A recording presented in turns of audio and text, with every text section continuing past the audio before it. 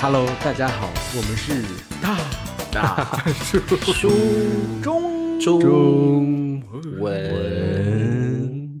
好，我们最近直播的不是直播，我们最近录播课的时候一定要保持好形象，因为我最近发现很多学生直播的时候在看我们的这个播课啊，对，然后他这个昨天我还跟一些学生就是看到他们展示我们的播客，然后呢还要那个就是还要大家评分最喜欢哪一位大叔，什么东西？所以我们现在谁啊？谁这么无聊？谁这么无聊？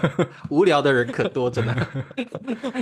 哎，拉仇恨是吧？谢谢大家，谢谢大家推荐我们。对我也有在小红书刷到有人就是小红书上都有播客，对啊，对，我们现在已经不是一般的 YouTuber 了，我们已经知名人士了有吗？我看其他老师的频道都超过我们了。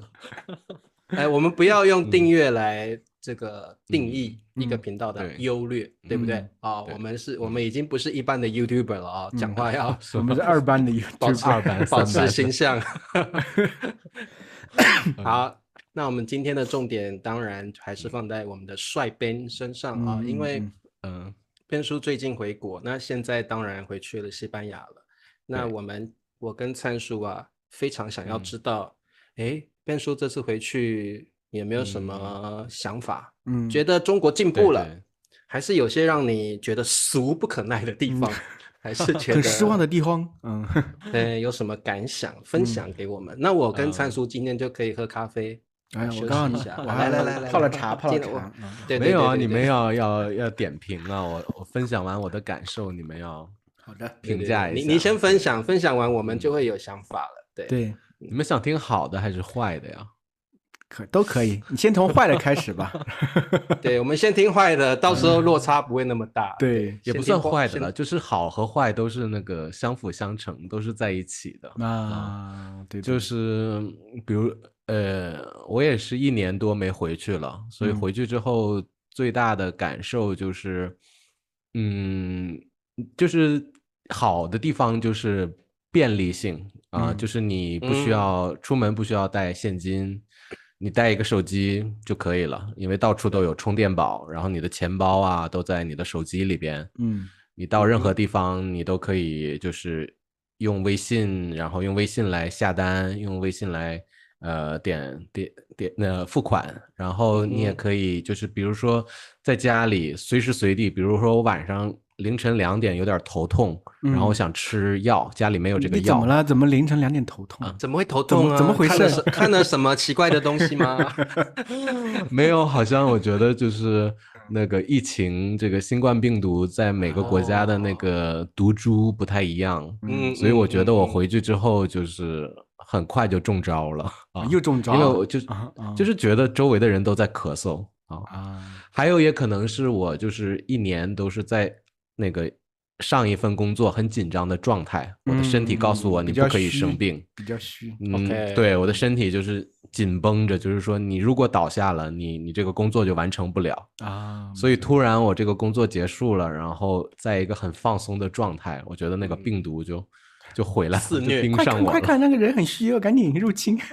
所以我在国内的2周其实就是嘴上起泡，然后咳嗽，然后还头疼，然后就是四肢无力的感觉，现在好了啊。OK， 所以那个时候回国生病来了，就我晚上顺便看医生了。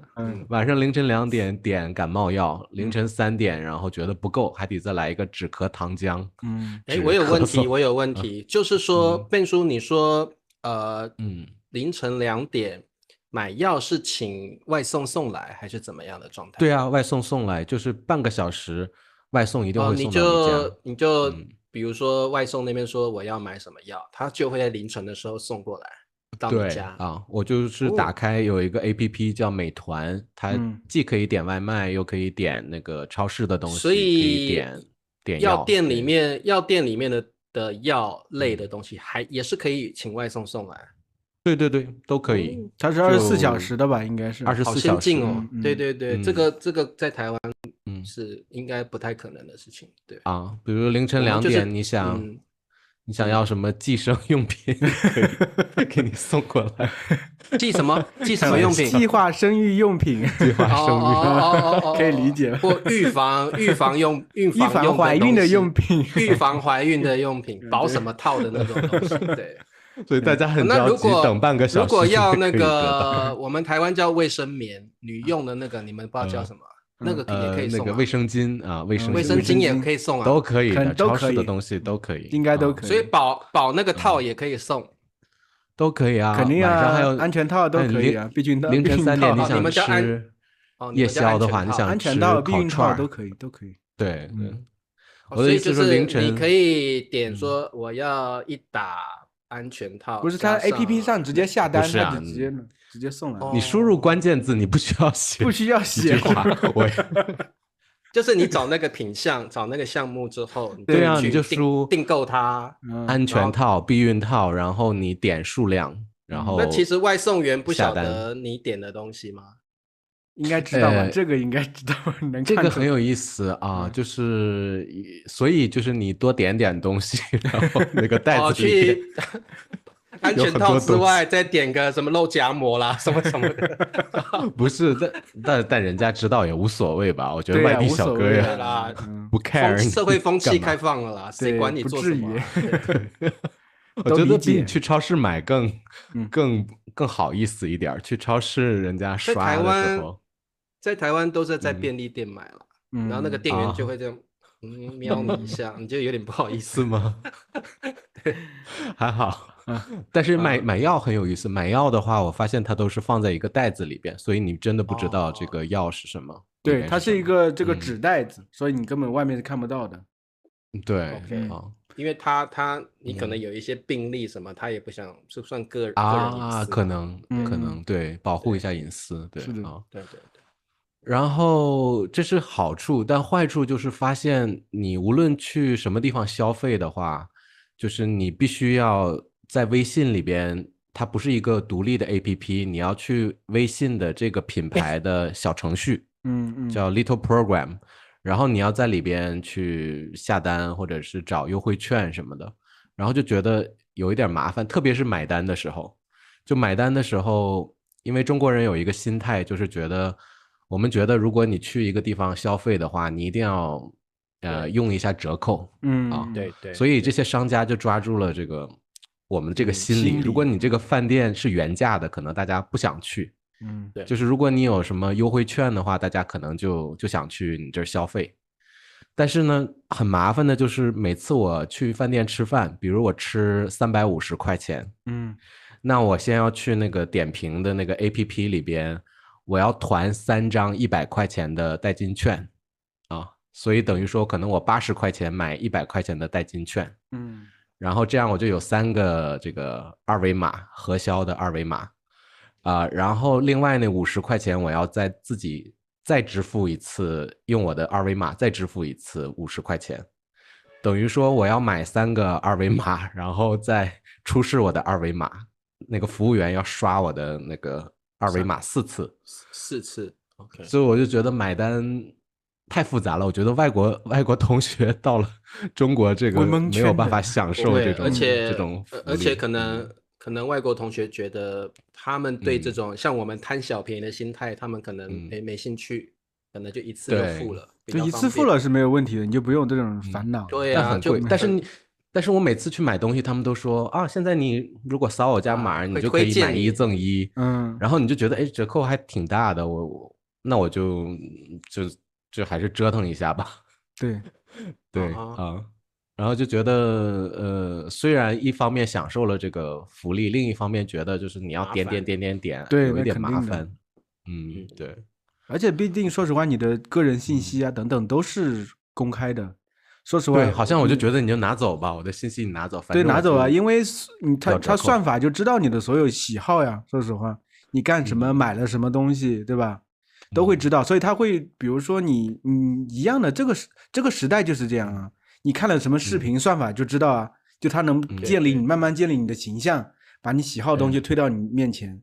你在一个购物平台上买了什么东西，他就知道你的喜好，把你会买的东西推到你面前。所以这其实就不断的暴露自己嘛。说实话，所以微信购物的话也会这样，他会慢慢了解你的喜好，然后会推给你一些东西嘛。是不是微信购物微信它更多作为一个支付的手段，倒还好。不会推，但是它里边有很多各个商家的小程序，然后你要享受他们想让你长期的跟着他们，所以就把你拉到各种各样的群里边。对，然后每天发一些消息啊 ，AI 的小助手告诉你啊，新的代金券来了，新的代金券来了。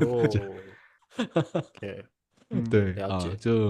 就是我回来之后就要把这些都删了，不然的话每天他们很吵。这种代金券其实特别是对女性朋友很强的吸引力，特别是我老婆他们买东西成天会算的，这个叠加什么买这个什么更便宜等等，就好几个算在一起。好累，就这些信息感觉特别复杂，你要享受福利。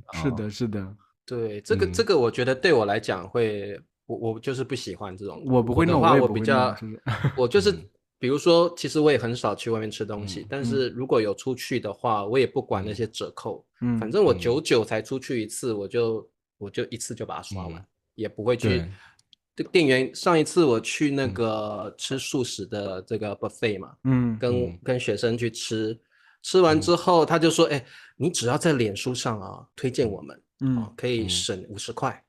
50块有什么好省的？不用啦，不推荐了，直接刷了。他就有点失望，就直接帮我刷了。所以就是我觉得这种东西对我一点吸引力都没有。是没有吸引力，但是就是我去连锁饭店吃饭的时候，服务员先给我上课。就是比如说我点这个菜，这个菜，这个菜，点完之后他说，你点这3个菜都在我们的团购里边。就是你自己单点是那个很复杂的，你需要，如果你团购的话，你这个会省200块钱。我就想是吗？省那么多？然后我就跟着他一步一步操作，然后在我手机点大概10分钟，就感觉很麻烦，对不对？对。而且我觉得商家有时候真的把握住了消费者的心理，我觉得很可恶，你知道吗？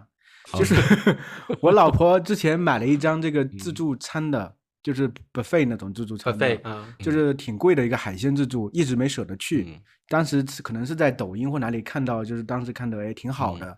但是开业了可能已经1年多了吧。有一天我们2个带着瑶瑶去那个骑车，后来半路觉得说别骑了，去吃自助餐得了。刚好那地方不远，突然起意就临时起意。刚好那地方也不远，我们打电话去问有没有做啊之类的，因为他之前特别火嘛，都没做的。我们确定时间有做，结果去之后发现很冷清，而且它那个自助餐品类特别少，最主要它是一个海鲜自助啊。当然海鲜自助肯定有海鲜，按道理一般情况下还有一些别的东西吃的，还有一些什么甜点呀之类的肯定都有。对。但是它这个几个摊位就特别少，东西很少，而且呢，它会给你来个那种自助的小火锅，让你往里煮。对，没有什么味道。首先是这点没什么味道，第二个有些东西感觉好像就从冰柜里才拿出来化了，就直接给你，特别难吃。最主要我们吃的特别不舒服，而且那几个甜点又特别少，又没几个甜点，所以就是整个这个特别不舒服的这么一个体验特别不舒服。本来想给他点个差评，这个时候服务员上来了，说，要是你能给我们点个写个好评，给你们送一个这个小蛋糕什么的。对，小蛋糕一送，孩子觉得想吃啊，那就拿下了。吃人嘴短啊，后来想想算了，就是这个给个好评。好评是没有不可能给你写的，但是蛋糕我就给你写差评了。但是你为了蛋糕还是要留个评价，对吧？对，绝了，对的。我觉得我很有共鸣，就是因为这次我回去就是本来想就是多吃一点中国的好吃的东西，然后我就去很多那种大牌连锁店，因为觉得干净卫生嘛，比那个路边的小吃店要，你知道他们的食材应该会更干净，但是你就发现那些菜的味道就你能吃出来是预制菜，是这种就是已经在冰箱里冻了很久的，然后没有或者是在包装袋子里边，就是跟着酱料一起拿过来，就厨师不需要明火炒，没有异味，但是就是感觉是你去任何一个连锁店，味道都会是一模一样，差不多，就是厨师是不会影响你这个菜的味道，他们可能都不是厨师，就是打开袋子，然后把里边的那个调料啊、菜啊一起加热一下，就给你端上来了。因为我去这个饭店，我点的很复杂的菜，比如说那个水煮鱼，他们15分钟就端上来了。然后端上来之后，给你看鱼了吗？按道理一般水煮鱼会得首先给你看个鱼，就是你先选一条鱼，然后他就用那条鱼去看了鱼，所以我也很吃惊，为什么那么快？而且他会在桌子上放一个那个漏斗，就是沙漏，就是他说时间到了会，如果时间到了，我们还没上菜，那就那个免费给你这个菜。然后反正就是吃的时候，你就是那个爽感没有，就是觉得感觉不是怪怪的，就是很标准的味道，不是那种我知道好像认真炒出来做出来的味道。你看最近不是中国有个非常大的新闻，就是那个罗永浩去那个说那个叫什么，是一个网红，对，一个网红，他去批那个叫什么来着，叫做西贝莜面村。西贝莜面村是一个连锁，是一个连锁，它是一个做西北菜的。西北菜的，我之前就里面其实很多东西它也是不是说特别的金贵，但是特别贵，特别贵，很贵，真的一份面可能就是30-40块钱一份面。馒头知道吧？馒头就是一个馒头3美元，就是你知道茶树，你知道馒头？我知道就是没有味道，里面没有馅，就是一个白馒头21块。是的，罗永浩批的这一个点就是你卖这么贵，而且你还是预制菜，最主要说你说贵的话不是现做的，所以后来就引起了很大的这个方向。对，那个新闻说那个西兰花都是冰冻2年的西兰花，都连蔬菜都不是现买的。然后而且他们家非常有名的是做儿童餐，然后我看网上有段子说1岁的孩子吃2岁的西兰花。是的，这个好笑。所以但是我就很好奇，因为你们知道吗？有外国学生来台湾，我都会请他们吃，在台湾叫吃到饱。那其实我带他们去吃的那个素食餐厅吃到饱，算是比较平价的。就是一个人就是不到100人民币，就很便宜这样子。那我就觉得那家的水准不错。虽然他提供的都是家常菜，但是很新鲜。你觉得能是自己做的是不是？他们肯定都是现场炒的。为什么？就是因为他们第一个有厨房炒给你看，第二个呢就是他们的餐几乎在那个食用的那个时间段，因为客人很多嘛，一定都吃的差不多了，所以可能下个时间段一定是新的菜。对，那至少是烫过了，不会是隔天的或冰过的。那还有就是披萨也是现弄的，然后还有一些面你可以到它的前面直接点，那肯定就是现煮的。那包子呢？比如我这次回去特别想吃包子，我吃了好几家早餐店，全都是你一吃就知道是速冻的，就是冰箱里拿出来热的那种。像我说的那个素食餐厅，其实它的包子也非常新鲜，其实它是放在港式的那个区域里面，所以也非常新鲜。然后包括沙拉什么那个菜，你会唯一不新鲜的可能你觉得是小蛋糕，因为小蛋糕这种东西没有吃完，它肯定就是放到下一次去了。是的，所以蛋糕我觉得不是那么新鲜，但是还可以接受，可能是前一天的。但是不太可能是好几天前的，因为那个吃得出来。所以我会觉得就这个方面来讲，像我去过的学生也会觉得没想到素食那么好吃。所以我对台湾吃到饱的印象，就是你们说 buffet 自助餐的印象是蛮好，就是他在这方面是蛮注重卫生跟，就是你们说冰很久那个，我觉得那个在台湾比较少会发生。我觉得中国这边餐饮其实太卷了，整体太卷了，所以他把很多品质啊价格压得很低，它自然品质也压得很低。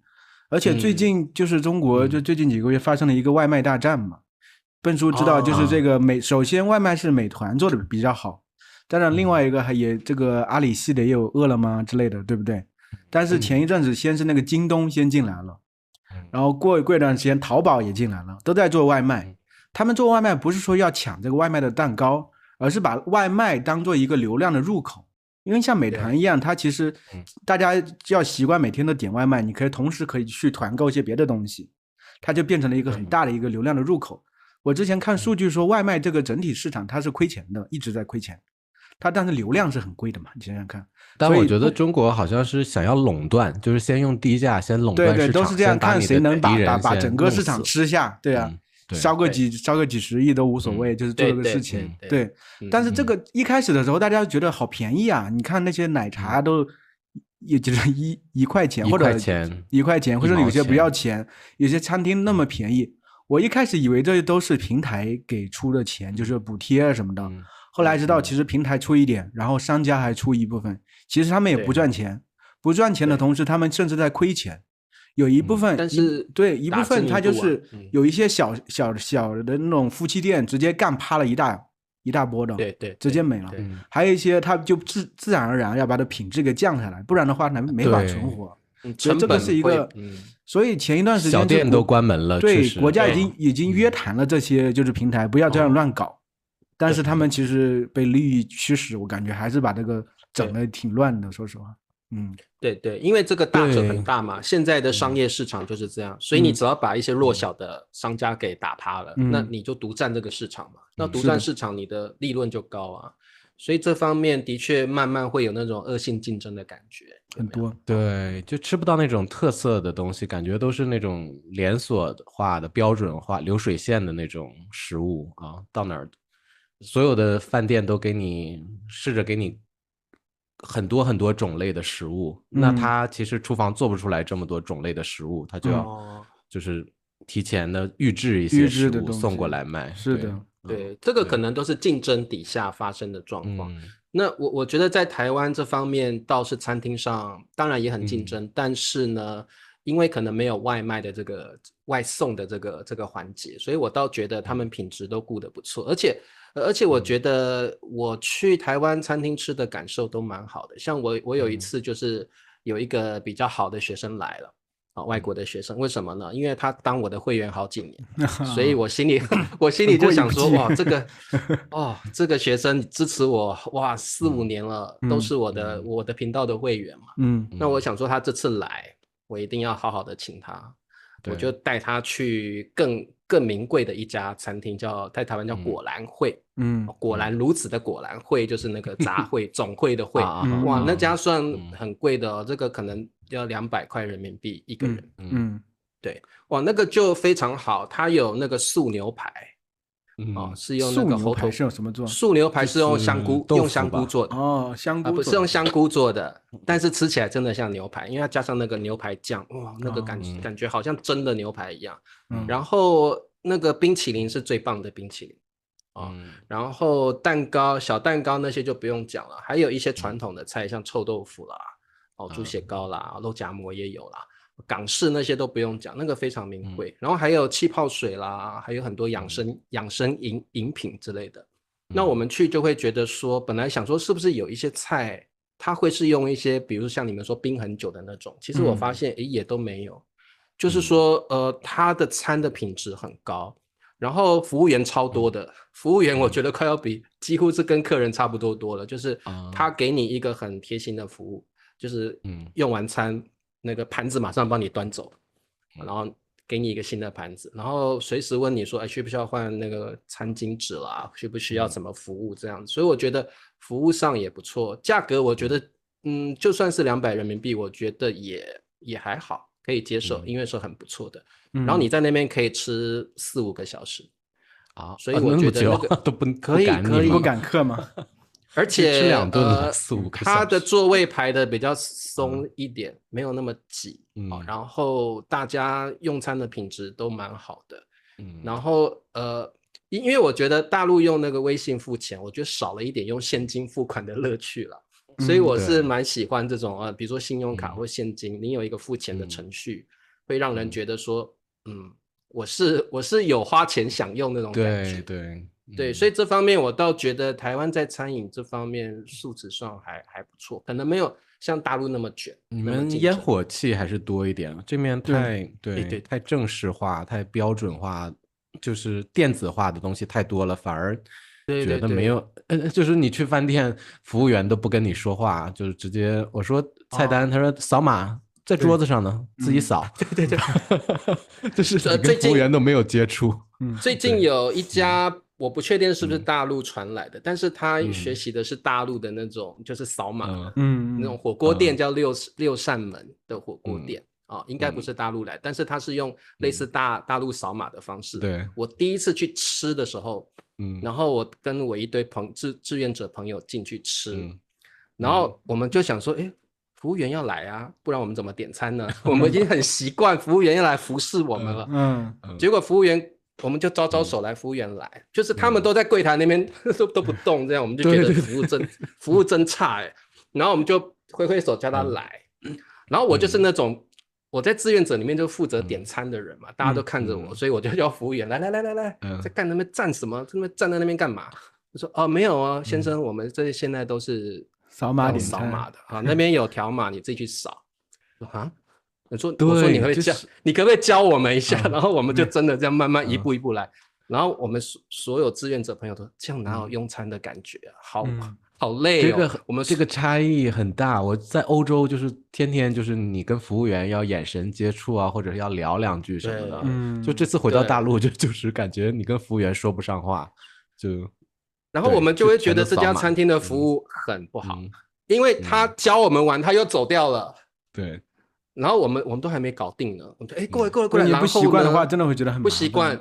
然后他就说，然后我们要拿钱或信用卡给他的时候，他说，不，那边有机器，去那边结账。我们说结账卡要这样处理，我们就还到那边去打多少钱的数字，然后做就这样。我们就觉得很不习惯，就是对我们来讲，这种付费方式很没有感情，而且会觉得这个服务员的天职不是就是要服务我们嘛？这都在那边站着，我们就觉得很没有感觉。对，你这种感觉就是我记得超市才前几年的时候，一开始都是有人在给你结账的。对。到后来突然之间全部换成机器了，我可不习惯，怎么自己要一个个去那扫一个。对，我去超市我去买东西，他说你现金你在这儿，现金你可以跟我来结账，如果不是现金你去机器自己扫去。对，然后我就对，特别是有一些你还不怎么习惯这种东西，使用这种东西的人会觉得很麻烦。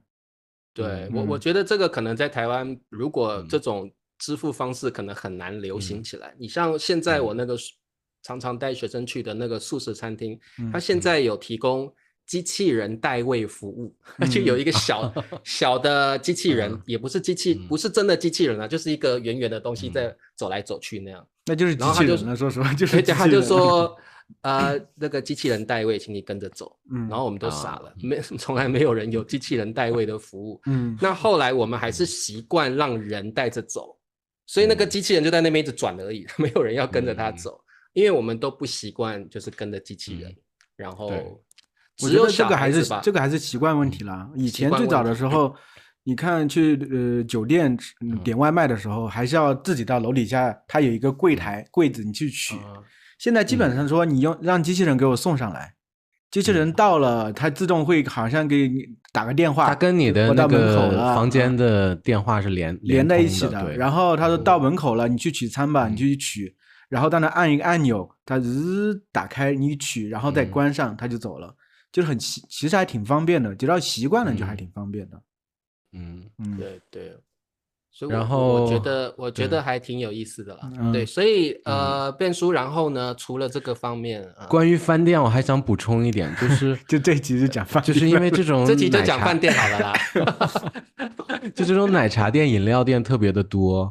然后我不知道为什么这些饭店都对卖饮料没有什么兴趣，因为我觉得饮料应该是那种暴利的这个产品。但是每次我去饭店，感觉他们那个饮料都是我不想喝的。然后我发现所有的人都是自己就是在饭店坐下之后，然后自己再到外面的奶茶店或者是饮料店再买一瓶，然后回来喝。然后饭店服务员也不管你，就是你外带饮料的话都默认都默许，就是无所谓。就说明大家都带了，他也就习惯了。对，所以每次吃个饭，你说的是大餐厅还是说一般的餐厅啊？就所有的店啦，所有的餐厅都是可以外面买饮料进去喝。对，而且大家都自己带着饮料过去喝啊。像我去火锅店，我看哎他们家的什么基本没有不好喝什么选择，我就出去买。对啊，而且哦，你买的话，所有的奶茶店、饮料店都有打折的。可能就是因为这样啊，因为这都很便宜啊，大家都在外面买了。所以你们这种状态是在比如说一般或大餐厅是默认的，是服务员是可以允许这样子的，就是外面买带饮料带进去喝，包括是我这次去电影院呐、饭店呐、餐馆啊，都是自己带的啊。我自己这个还要就是坐下之后，我再自己出去溜达去买喝的。那这个跟在台湾真的有蛮大的不同。就比如说我带学生去的那些餐厅是肯定绝对不行自己禁止外食，你绝对不能带这个餐厅以外的东西进去的。对，因为你进这个餐厅，不管饮料什么，你当然都要用这个餐厅。如果你带别的，比如说你手上拿着一杯珍珠奶茶进去，肯定这个服务员会叫你说啊，不好意思，不能带哦，肯定会阻止你。对。还是发生了变化。我记得前几年去 KTV 之类的，你拿饮料还偷偷摸摸装在包里，人家要检查一下。对，然后你就通常背包，我们以前去唱 KTV，背包都是啤酒啊，偷偷带进去。对啊，对啊，我这次去电影院，我就拿着，然后稍微有一点想藏一下的感觉，但是觉得算了，要开始了，我就进去吧，然后没什么事儿就进去了。我突然想起一个事情，觉得很神奇。就是我前一段时间不是去了北京环球嘛？它北京环球还有这迪士尼之类的，那个一个游乐园啊 ，Universal 应该都知道吧？还要解释吗？你说环球，我觉得大家可能不太啊，那倒也是知道中文名字。对，就是不管是环球还是迪士尼，好像进去之前都要查你的包，看里面有什么东西，不让你带进去，对吧？以前是我记得饮料之类不让带进去的。那天我老婆的一个朋友带了一把椅子，就是那种可折叠的小椅子，他不让带进去，所以你不许带进去这个东西。我真的好奇这个东西不让带进去为什么？又没有什么任何椅子应该可以吧？对，他不让带进去，特别是老人家走路累了可以坐一下嘛。我不知道他可能怕你拿那个攻击人嘛。对啊，就是有一些设备吧，你万一带着椅子你卡捣乱什么的，对啊，那不至于。我也我不清楚他的，就是说很多地方他可能会检查你的包啊之类，他可能在一定的场所他是有规定不许带什么什么什么的，所以我想起这个倒是中国特色，因为中国的安检就是机场的安检，地铁的就非常不严格，地铁的人就是对，就是意思一下，就是地铁会看一下水的，你水给我查一下，嘟这样就是这样，就你不查可能也都对。都睁一只眼闭一只眼，最不严格，而且让我最匪夷所思的就是以前是没有的，最近几年连医院都有安检了。我前2个星期，我老婆是不是新冠病毒的关系？是新冠病毒的关系？我不知道新冠病毒要么就是因为新冠病毒的原因，然后它留了下来，留下来这个留下来一直要做个安检，莫名其妙，你到医院检什么有什么东西哪值得进去？除非就是说以前中国也出现过一些医疗纠纷，有些人拿着刀进去把医生砍掉是有的，除非是说怕有这种事情发生，那也算是个案吧。个案呢，但是中国人做事情就是这样，个案他就要把你做到极致，然后防范到特别严重的地步。比如说有一些公园那个地方有些小河，以前我离我们家不是很远的地方，有条小河。边上有一个公园，开发的不是特别好，有点野生的那种状态。其实夏天的时候下去也挺好玩的。但是最近我这个暑假带孩子去的时候，他在底下就竖起了那种围栏，说什么水深危险啊，你们下去小心溺水啊等等。就是他们特别怕担责任，万一这个事出了什么事，就是不要怪到我头上。对，所以把所有东西都先给你说好。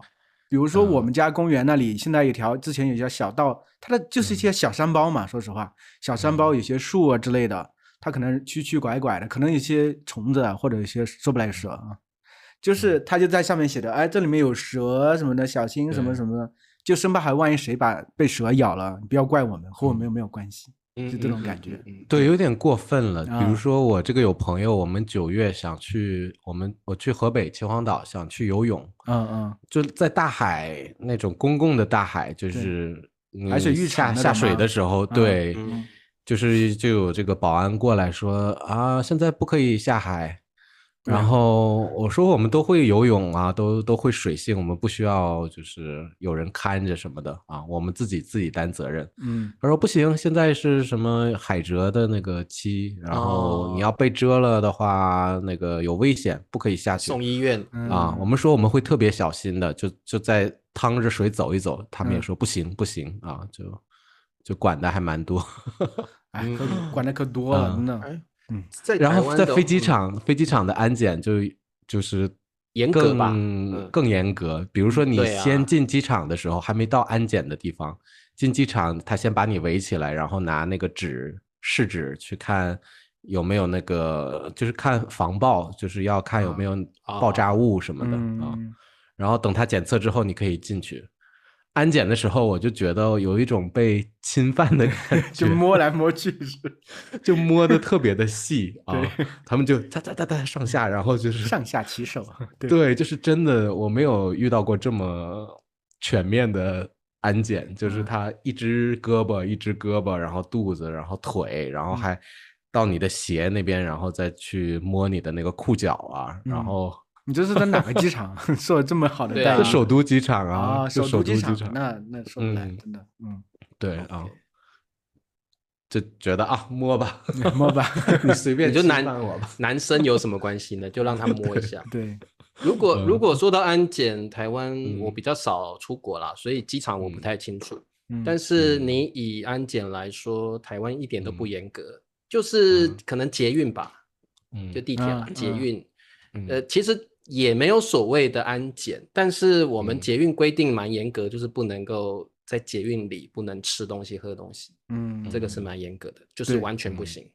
那而且呢，我们乘坐的乘客会互相监督所以我们这边你可以带，但是绝对不能拿出来喝或吃。那味儿比较重啊，也说实话，对，味比较重，反正你不要拿出来吃或喝都还好。所以就会有一些不习惯的，就是外国人，对，因为外国人是很称赞就是台湾的捷运，因为很干净，这个我可以很骄傲的说，台湾的捷运真的非常非常干净。那就是一个很大的原因，就是禁止饮食。但是很多来台湾旅游的外国人，他就是不知道这个规定，会被罚款吗？会，而且呢，他只要把这个东西拿出来喝，就是我们是不需要，不可以吃跟喝完全不非常严格，马上就会有乘客来制止他，就是我们所有人都对这个意识是很强大的，不可以哦。然后就是那很多外国人不习惯嘛，所以我们在捷运上常常会有一些社会的新闻事件，就是外国人暴走，就是他可能觉得受到屈辱，或者你是歧视我嘛？为什么我不能吃喝？就刚开始打开盖子，然后一个人过来，就马上有人，特别是老人家会不可以，那个就是可能语气或动作比较激烈，因为我们这边的老人家非常有正义感，对，就是看到你违规，马上过来，拄着拐杖都要过来制止你。然后一些大妈大叔也一样，都很有正义感，特别看到老外不可以哦，因为人生地不熟的嘛，然后可是有的老外就会觉得他好像受到这个冒犯所以常常会有社会新闻，就是老外在捷运上比中指或者是打群架，就是为了喝一口矿泉水就打群架，所以就常常会有这样的事情。但是我觉得我觉得蛮有意思的啦，就是很多外国人其实大部分都很喜欢这个捷运这样的规定。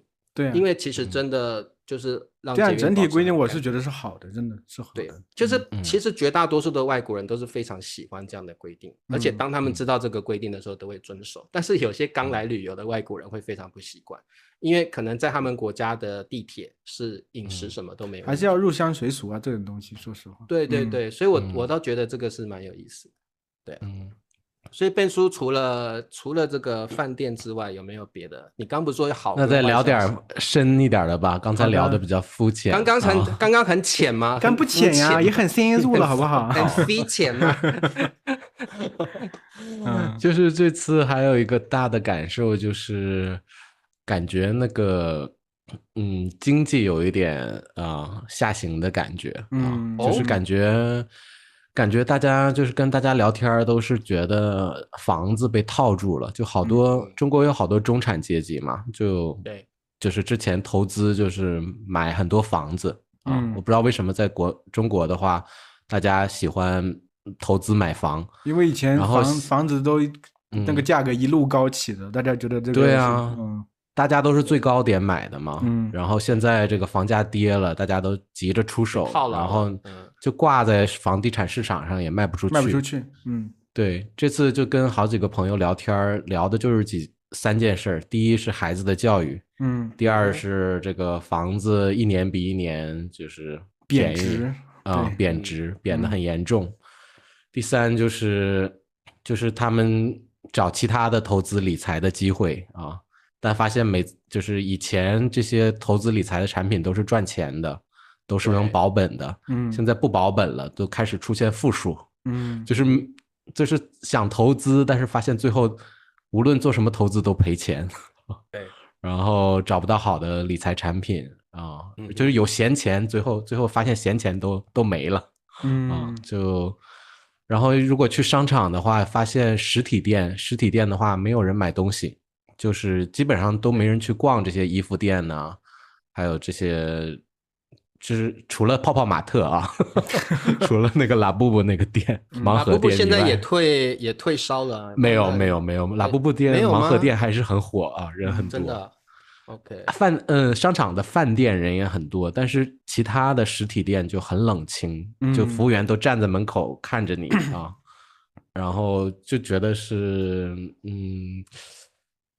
然后特别是我回东北的话，就感觉以前有好多商场都挺繁华的，现在就只剩下万达了，就其他的基本上都撤了。饭店也都那个楼也没人装修了，就感觉很衰败的感觉那经济确实在下行，赚不到钱了，最近对，越来越难赚钱。而且现在大家都在线上购物比较多，懒得去逛实体店面。所以我觉得好像不只是中国吧，是不是到处都是这种情况？我们这边也是，就是街道很冷清。那一般我们这边叫百货公司你们可能叫卖场，我们这边叫百货商场，你们叫商场，对不对？对，我们这边叫百货公司。百货公司现在人潮也没有那么多了。以前10月是百货公司的周年庆，很多那种贵妇从南部、中部上来台北，就是要逛百货公司买一些周年庆的东西。现在也没有那么多贵妇来买了，整个消费力衰退很多，物价也高很多，所以房价在台湾房价是一直都很高。所以我们常常说年轻人是买不起房子的，年轻人现在都跟父母一起住，然后买不起房子，那房价一直高，因为都在炒房我们的房价一直下不来，所以整个经济状况也非常不好。然后大陆以前是那样，但现在就是感觉买房子挺容易的，就是对就越来越便宜就是大家也没有那么多钱买房子呀，说实话。对啦，你再便宜，房子还是房子还是挺贵的。对，而且最主要就是现在买房子不像之前我们年轻的时候那种刚需一定要买，你结婚一定要买个房子或者怎么样。现在很多年轻人也不愿意结婚了，他首先就少了一大波人买房子了，甚至有些结了婚觉得我也不想养小孩，那我也不要房子，无所谓。对啊，跟另一半住房子就好了。慢慢的这个东西就会变得越来越没有觉得那么重要，一定要怎么样。是的，对，而且现在可能小家庭的观念特别普及嘛，所以只要你跟你另外一半说好了，我们不生小孩，我们结婚之后就2个人买不要说买，租一间小套房或小房子就住了就好了，也不一定真的要买，因为买房子真的是一辈子的事情，你要背那个房贷，你要背一辈子。对啊，20-30年了起码。或者就是真的委屈一点跟父母住如果房子比较大跟父母住也有可能。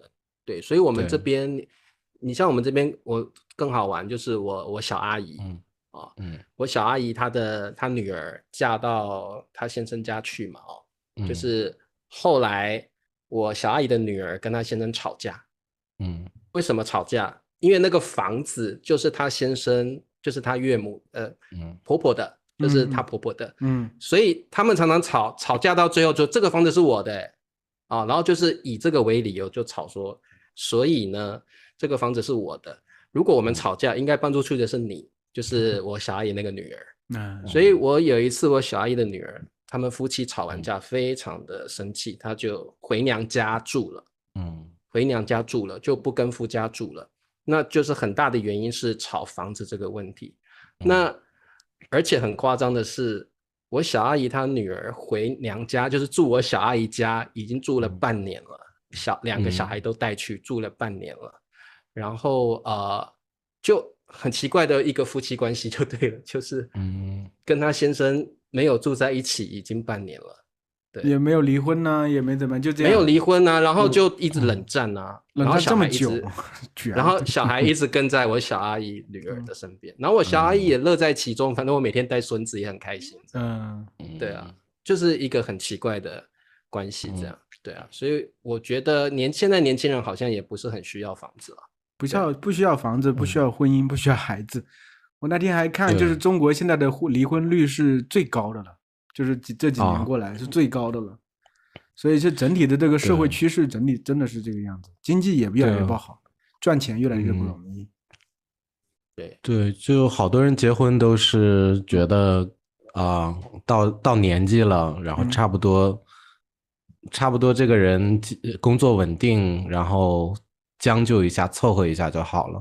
我有很多朋友都已经离婚了，或者是知道对方有外遇，但是后来对方认个错，就觉得那还是继续两个人凑合过日子吧。对，是，就有感情问题的人还蛮多的，这种情侣。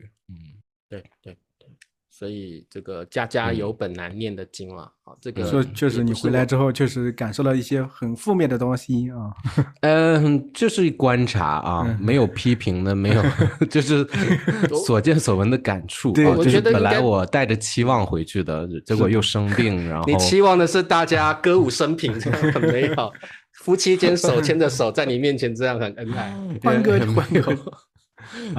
就是可能跟就是前几年的感受不太一样了，就是感觉不一样的东西，这次印象比较深的一些东西啊。是的，当然，经济也会影响到家庭啊。对，对啊，因为这个国家的经济当然也会影响到家庭生活。我觉得应该感觉没有，就是大家的生活就是还是没问题的，但是就可能没有之前那么有质感，或者是大家不是去追求那个面子和那个奢侈品了，就大家就是比较满足于更怎么说呢，就是